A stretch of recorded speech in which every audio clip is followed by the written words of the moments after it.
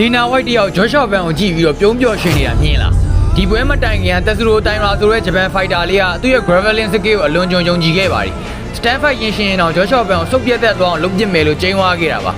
ဒါပေမဲ့ပွဲစားတာနဲ့ Joshua Van ဘယ်သူကအစစ်မှန်ချန်ပီယံလဲဆိုတော့လက်တွေ့ပြသခဲ့ပါတယ်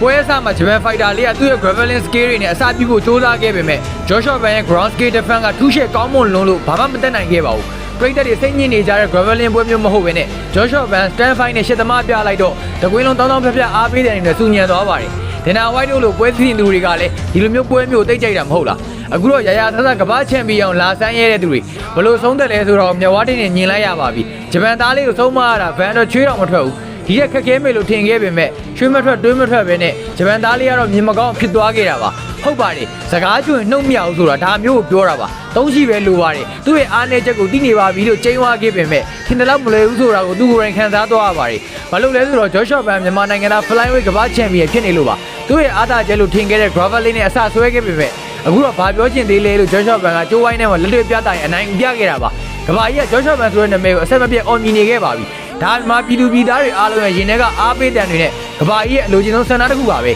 Joshua Van လို့ခင်ဗျားတို့ကျေးလောင်စွာဟစ်ကြွေးလိုက်ပါ Joshua Van လို့တစ်ချက်မှန်းခဲ့ပြီးတော့အားပေးကုန်ယူလိုက်ပါတော့ဒါကငါတို့ရဲ့ကြုံအားကုန်ယူရမယ့်အချိန်ရောက်ပြီ